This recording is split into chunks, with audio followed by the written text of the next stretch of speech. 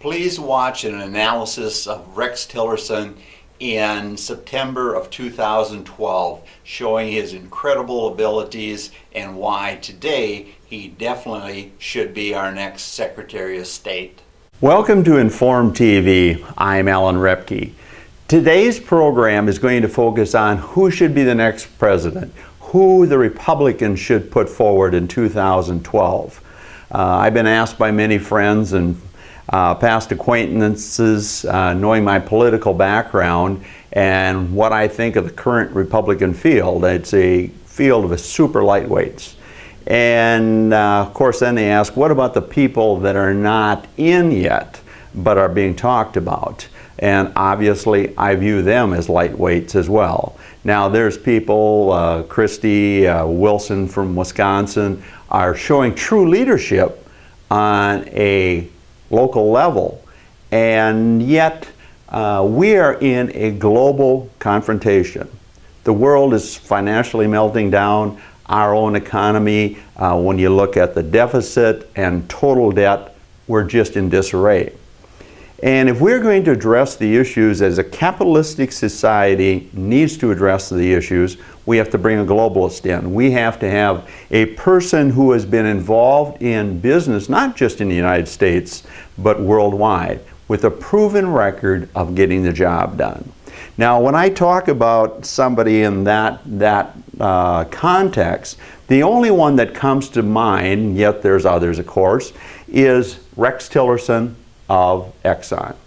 And I don't think there's anybody that I've been observing for the last few years that shows the leadership capabilities that we need. Now, obviously, the general public says we need an oil man. And obviously, presently, he had a spill issue in Wyoming, I believe it is.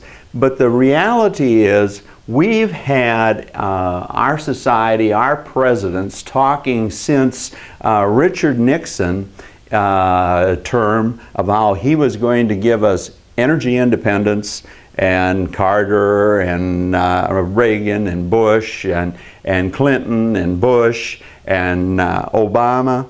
Yet the reality is we haven't come close to addressing energy independence, energy policies and prices that stay at a reasonable level that the common person can deal with. And when we look at it, the energy situation, one of the things that really caught my attention when we were first going to skyrocketing energy prices, and I'll try to put it on InformTV's .com's website, where you can look at the interview, or at least a portion of it. When Rex was interviewed with Today Show host Matt Lauer, he gave an interview that should have been the crux of energy policy and energy arguments with the media and Congress. Matt asked Rex, are we running out of oil? And Rex replied, not in our lifetime. In other words, when a business person talks about a lifetime, he's not just talking about his, he's talking about his kids as well. And he told Matt, there's no shortage of oil. Yet the price of oil was going out of sight. In fact, today when you look at the weekly inventory numbers from the Energy Information Agency or the International, there is no sign that we have a shortage of oil. Yet prices are monumental and causing great stress in our economy, affecting common workers to an immense degree, yet we're not addressing it. Now, if indeed we as a society fully understand we have to have energy independence, first of all, we need a person like Rex Tillerson that understands what that really means. Is energy independence being to the point where we retap America's energy sources, or we get together with other countries as a pool? For example, a big portion of our energy comes from Canada. And should we be looking at natural gas, or should we be looking at the rechargeable car, the Chevy Volt? And I think Rex is the person that can bring those issues to a forefront. He's very articulate. He looks presidential. He is presidential. He's president of ExxonMobil. Now, Rex has dealt with basically every country in the world. Rex has lived and dealt with, right in the Mideast, the problems of terrorism, of OPEC, and he has been involved with Russia. I encourage you to look at Rex's resume, both from a mobile Exxon website, Wikipedia website, and just see what I'm talking about.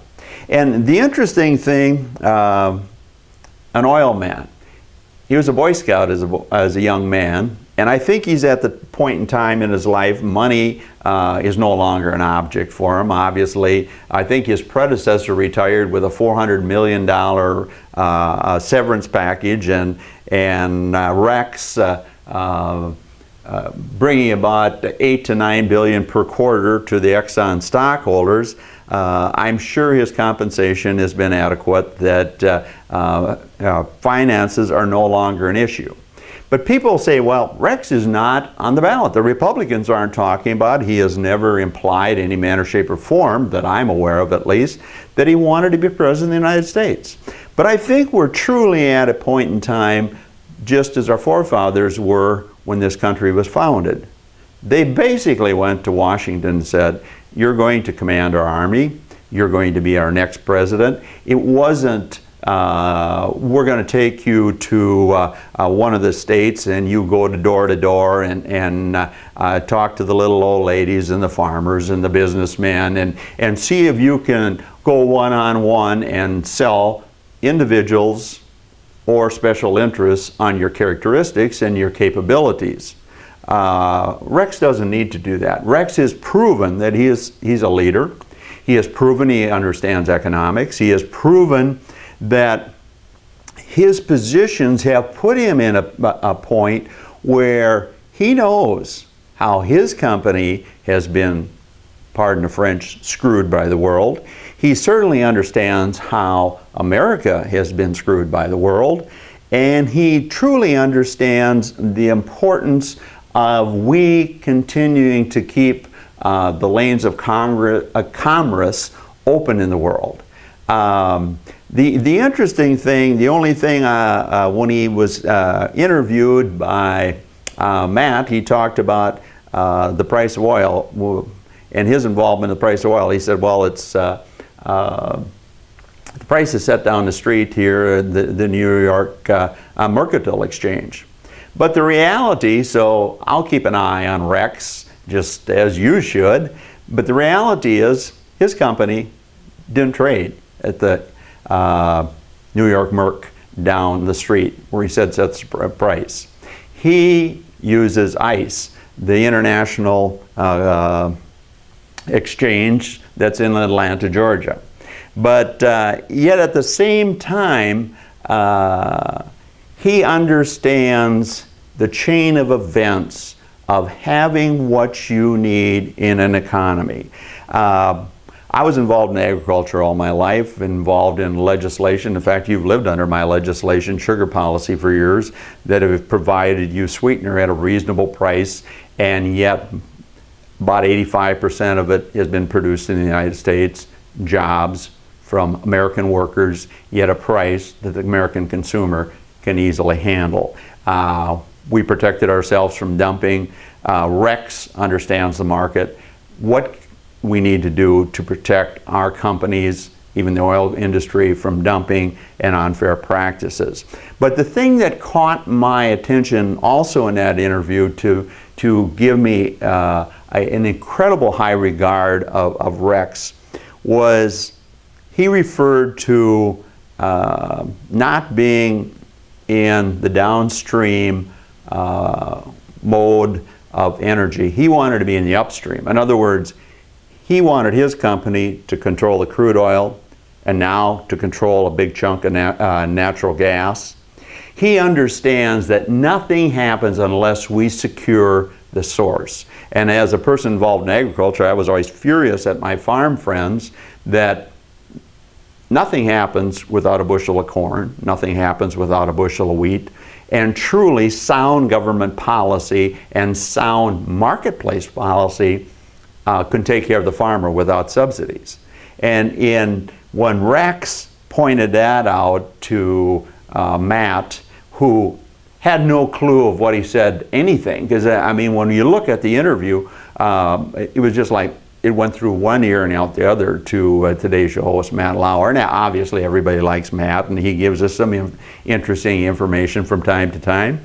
But the reality is, we have to put a leader forward. And the only source we have at this point in time, I mean, I'm furious with the Republican Party, I'm furious with the Democratic Party, but unfortunately, the only source we have to put a true candidate up to get leadership back in the presidency again is the Republican Party.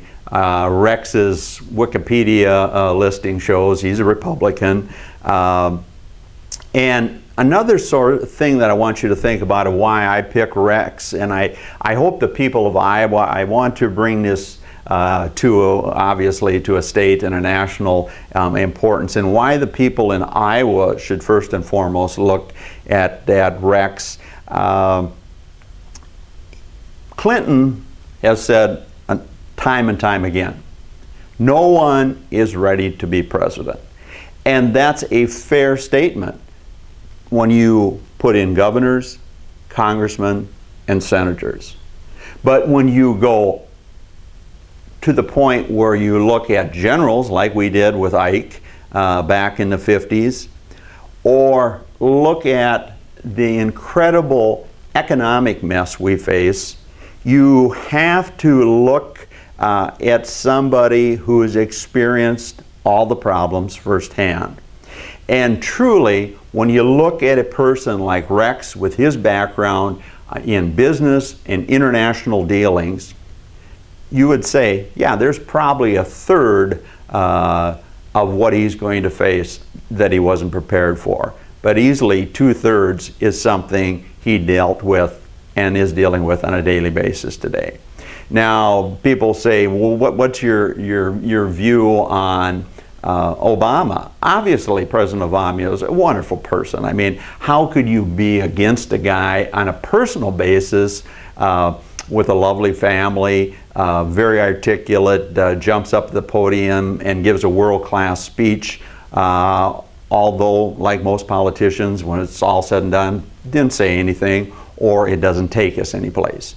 When you let a guy, a business background guy like Rex Tillerson, when he tells you something, he's probably already got it done, or he has the framework in place. The other thing, when we look back at our series of presidents, all the way back to Reagan,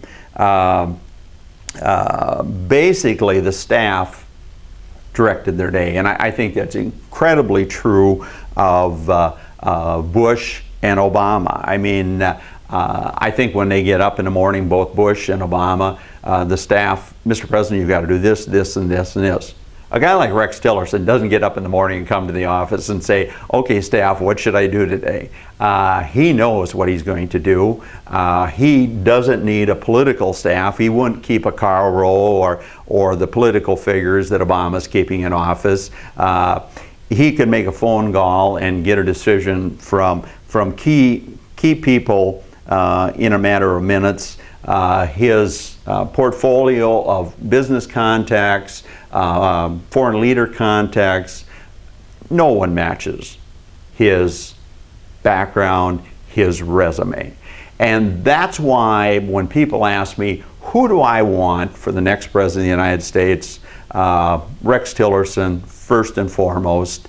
And if Rex is not your choice, I'm telling you, truly, a resume, experience, and lifestyle that Rex has followed is something we must have in the next president. It's not an option. We strictly must have it. So if Rex is my model, and I've had a past of being able to shake things loose when other people can't, Rex is our man. And I hope people that look at this can send it to people in Iowa to view and think about. Start doing the resume on Rex Tillerson. Get Rex Tillerson in Iowa to make a few speeches. Get him in Vermont, get him in South Carolina, get in the Super 20 or whatever the primary system is going to be, and start putting pressure on Rex. Hey Rex, we're in a disastrous mess. And it's time we bring a leader with proven record of excellence and knows how to get the job done. I want to thank you for listening to Inform TV today. I encourage you to go to our website, informtv.com, and I encourage you to pass this on to your Republican friends to see that they start looking for the criteria we need as a leader. And there is no criteria when you look at energy, when you look at jobs, when you look at the ability to deal with foreign nations. Rex Tillerson is our man for the Republicans to put forward as the next president of the United States. Thanks for listening to Inform TV. I'm Alan REB-KEY, Alexandria, Minnesota. Help me get on the air in your local TV signal, and we'll talk about a lot of issues that affect each and every one of you in a way that truly informs you by the numbers and by people of substance, that we need to end the power of convening in this country, and that has strictly empowered special interest, and get back to our history of monumental leaders that addressed monumental problems like Washington did, Lincoln did, and others have done. And we put Rex Tillerson in the driver's seat to drive us, to bring us out of the 20th century that we're still mired in after 11 years, and get a man that understands what we need to be a 21st century continuing leader of the world, not just a financial basket case and just a global pirate island for the corporations of the world to take advantage of our workers and our taxpayers. I'm Alan REB-KEY, Inform TV. Listen again. Thank you.